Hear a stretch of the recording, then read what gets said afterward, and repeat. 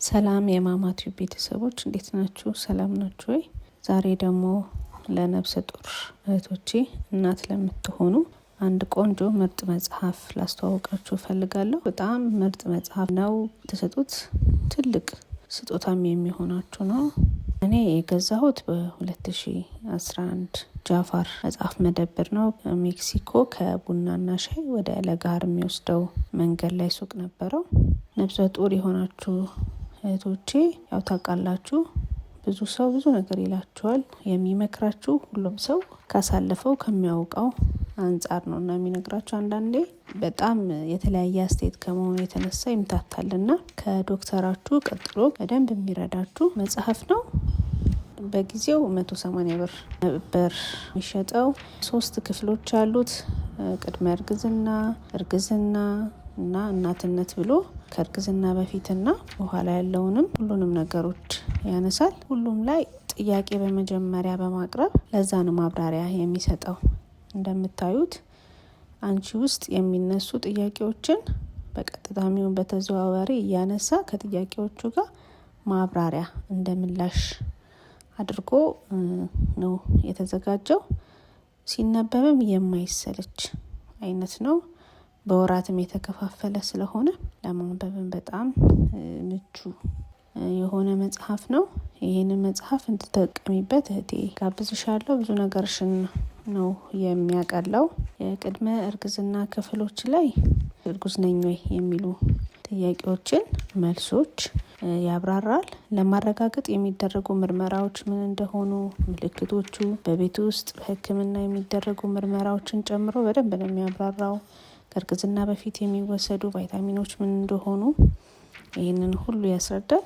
የእርግዝና ቀን አቆጣጠር ስሌቱ እንዴት እንደሆነ ያሳያል። በእርግዝና ወቅት የሚወሰዱ አመጋገቦች እርግዝና ላይ ጉዳት ሊያስከትሉ የሚችሉ ነገሮችን በጠቅላላ በደንብ ያሳያል። በእርግዝና ጊዜ ደግሞ የመጀመሪያው ወር፣ ሁለተኛው ወር ያለ እስከ 9 ወር ይሄዳል።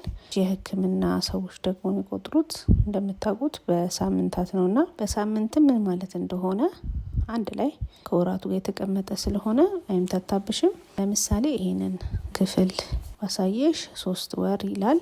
3 ወር ይላል ከ9ኛው እስከ 13ኛው ሳምንት ያለው ነው 3ኛ ወር። ስለዚህ አጠቃላይ ነገሮችን ጠቅላላ አድርጎ ያቀርባል። ከዛ በዚህ ወር ምን አይነት ምርመራዎችን ልታደርጊ እንደምትችይ፣ ህክምና ላይ በላቦራቶሪም ኤክስሬም የሚያስፈልግሽ ከሆነ ምን አይነት ህክምናዎችን ልታደርጊ እንደምትችይ ያብራራል።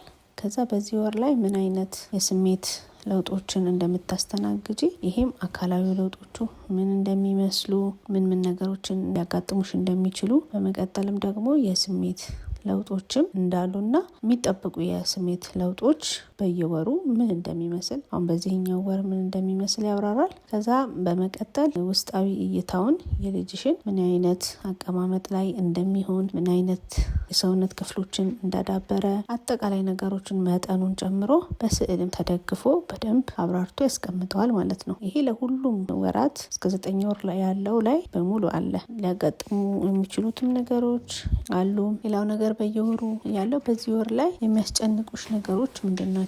ምን ነገር ሊከሰቱ ይችላሉ? ከምን አንጻር ነው? ምንድን ነው የሚለውን በደንብ እያብራራ ይሄዳል። የሚያጋጥሙሽን ብቻ ነገሮች ሳይሆን ምንም ማድረግ እንዳለብሽ፣ ማድረግ ያለብሽንም ነገሮች በደንብ ያብራራል። የሁሉንም እርግዝና ወራቶችሽን እንደዛ በደንብ አብራርቶ ያቀርበዋል። ሁሉንም ማቅረብ ስለማልችል መሀል ላይ እልፍ ብዬ ያለውን አጠቃላይ መጽሐፉ ያካተተውን ነገር ለማጋራት ያህል ቆንጆ መጽሐፍ እንደሆነም በዛው ለማሳየት ስለምፈልግ ነው። ገላግልሻል ከሰዎች ምክር ይሄ ነው ትክክል ያ ነው ትክክል ከምትዩ በጣም ነው የሚገላግልሽ።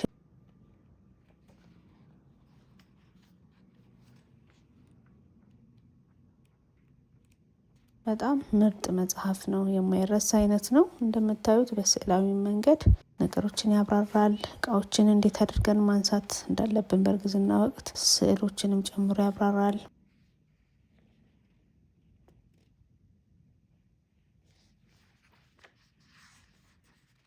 በእርግዝና ወቅት ሊደረጉ የሚችሉ እንቅስቃሴዎች በእንደዚህ መልኩም አብራርቶ በደንብ ነው የሚያሳይሽና ከዶክተርሽ ቀጥሎ ነገሮችን ቀለል የሚያደርግልሽ እውቀትም የሚያስጨብጥሽ ከብዙ ጭንቀት ሀሳብ ይሄ ይሁን ከሚል ሀሳብ የሚገላግልሽ መጽሐፍ ነው።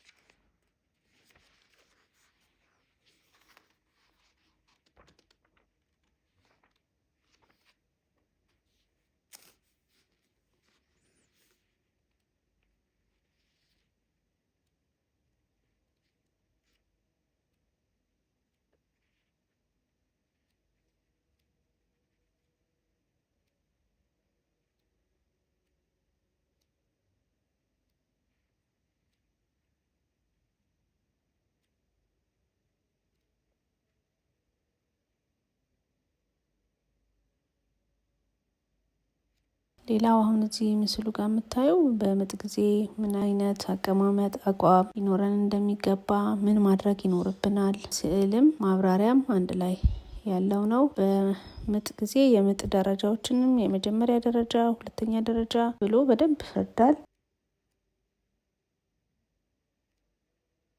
ሌላው ከወሊድ በኋላ በሚያብራራበት ክፍል የመጀመሪያ ሳምንት የአካል የስሜት ለውጦቻችን ምን እንደሚመስሉ እንደምታዩት ከወሊድ በኋላ ያለውን የመጀመሪያ ሳምንት፣ ሁለተኛ ሳምንት እያለ አጠቃላይ በአካልም በስሜትም የምንጠብቃቸውን ለውጦች በደንብ ያስረዳል። ልጅሽን እንዴት ማጥባት እንዳለብሽ ከነስዕሉ በማብራሪያ መጽሐፉ ላይ ተካቷል።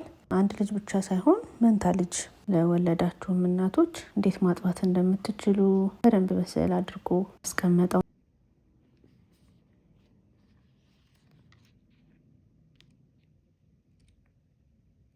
ሌላው ለየት የሚያደርገው መጽሐፉ ላይ ኖት እንጽፍበትም ባዶ ቦታ አንድ ላይ ተዘጋጅቷል። ይሄም በእርግዝና ጊዜ ክብደትም በየወሩ ምን ያህል ክብደት እንዳለሽ ራስሽን የምትከታተይበት፣ በዶክተር ቀጠሮ ጊዜ እንዳትዘነጊው ከዛ በፊት የሚሰሙሽን ነገሮች፣ ዶክተሮች ያሉሽን ጥያቄዎች ጽፈሽ ታዘጋጅበት ትችይበትም ኖት ነው አንድ ላይ የተያያዘው። ለየወሩ አለ። 9 ወር በኋላ ደግሞ ከወሊድ በኋላ ያለውንም ኖት ልትጽፊበት የምትችይም አንድ ላይ ተዘጋጅቷል። አጠቃላይ እሱ 319 ነው። በጣም አሪፍ መጽሐፍ ነው። ገዝታችሁ ተጠቀሙበት። የዛሬ ቪዲዮ ይሄንን ይመስላል። በቀጣይ ለመጀመሪያ እናቶች በአጠቃላይ ለእናቶችም ከእናትነት ጋር በተያያዘ ሼር ማድረጋችሁ ነገሮች ይኖራሉ። ለዛሬው ቪዲዮ ይሄ ነበረ።